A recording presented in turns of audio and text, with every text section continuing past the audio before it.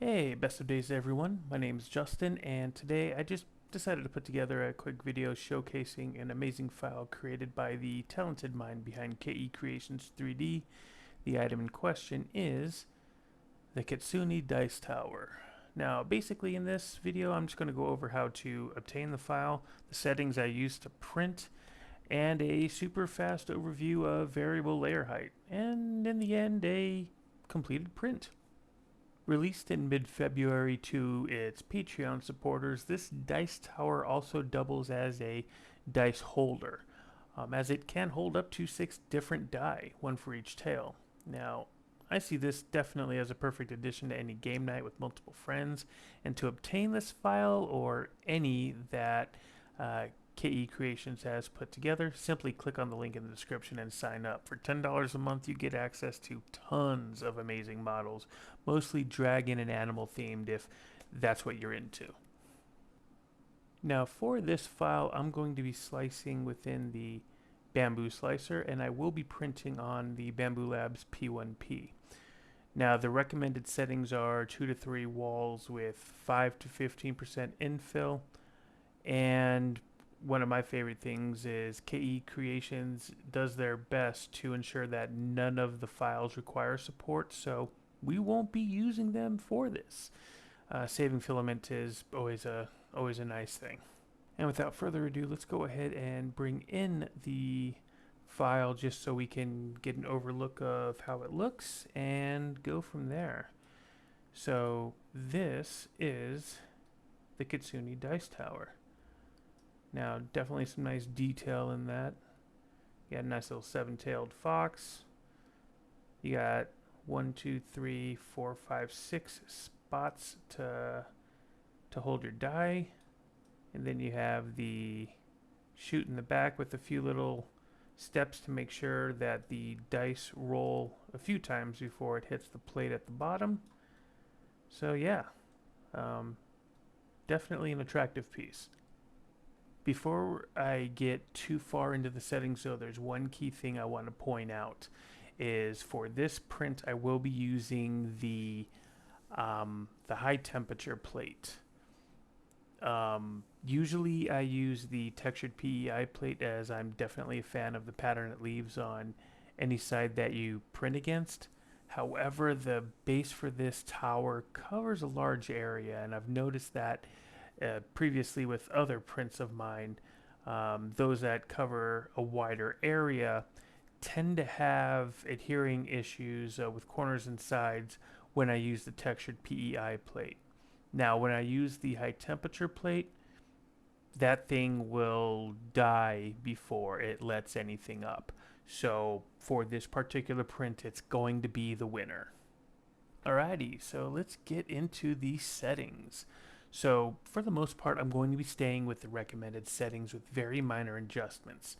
I'm going to stay with the 2 walls that were suggested. I'm going to stick with the 5 to 15% infill. However, I will be bringing that down to 5, and I'll be going with rectilinear, just because, at least in my experience, it doesn't use as much filament, and it still provides plenty of structure on the inside. I'm going to go with a back seamed position to make sure all the seams are in the back parts as much as possible, because we want it to be a clean build. Support, obviously we are not using any. And last, the brim type, we're going to do no brim. Now, if you use the high template, again, as I've already mentioned, this covers a large area. It holds itself down. It doesn't need a brim to assist it. However, if you do use a textured PEI plate, you may want to use the brim. But again, for this one, it would just be a waste of time and filament, so I would not advise it. But again, I'm no expert. You do you. Alright, so now with everything in place, let's go ahead and slice this up and see what kind of numbers we're looking at. Alright, so for this we are looking at roughly 5 hours and 56 minutes, so we'll just call it 6 hours, and 193 grams of filament. So if you are using a say 1 kilogram roll of filament, you could probably bust out about 5 of these if you don't have any print issues. So that's good stuff with these settings. This thing is ready to get tossed on the printer, printed. It'll look good. Everyone's happy. However, with something that has detail like this does, I like to go just a little bit further. And by further, I mean variable layer height. So, like I mentioned, it has some detail specifically in the face, the fur. You want this to be as clean as possible. So what I like to do is utilize the variable layer height option. So in the prepare menu, you'll click on the print and click on the variable layer height button, and you'll get this little box. Now, I'm no expert. This is just basically trial and error on my end, but I like to bring this down to a 0.1, more toward quality, and click adaptive, and that smooths out basically these upper areas. It's going to smooth a lot of it out. Right now we're printing at 0.2 layer height.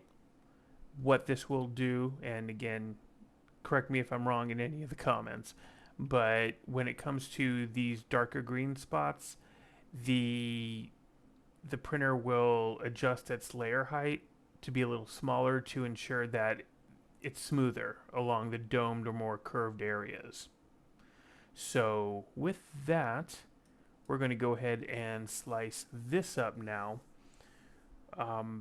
I can say from experience this shouldn't increase our filament amount much, but it will add more time to the print.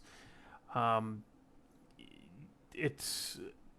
could take it any way you want to go about it. Personally, I try to find a decent balance of trying to make sure the quality of the print looks great, but not sacrifice too much time, because I don't want to keep my one printer I have down as long as possible to make sure one print looks amazing. So, all right, here we go.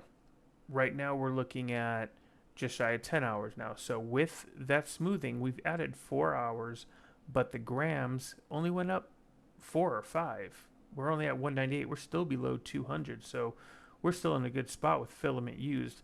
We're just at a time thing now. Personally, I'm good with that. Knowing that the quality of this is going to look that much better, I'm good with a 10-hour print. Start it before I go to bed. It's ready in the morning. And maybe start another one just after breakfast.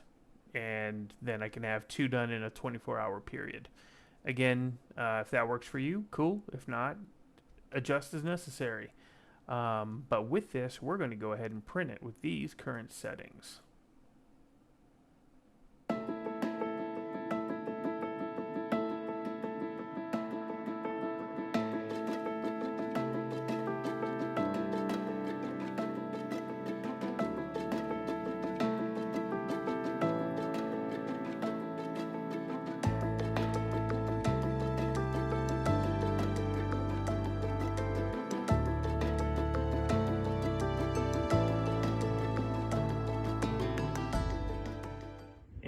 Printed in Sunlu's Silk Blue, here's our finished print. So if we go ahead and give it a quick look,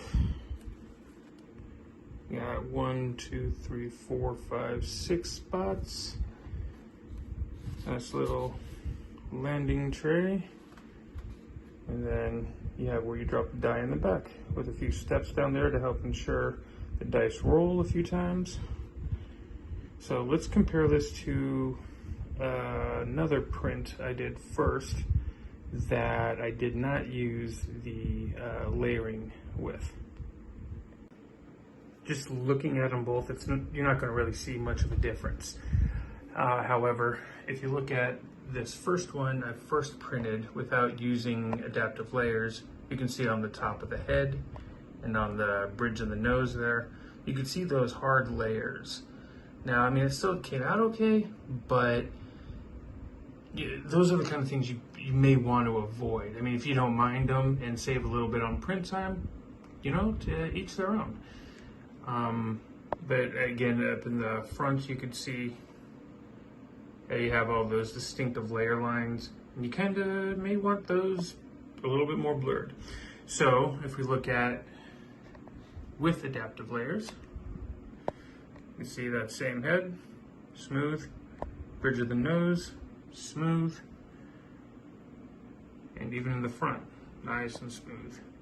It could even be smoother, but that will really increase your print time, and I'm at the point where I'm good with what the quality looks like for the given print time. So there's the completed item.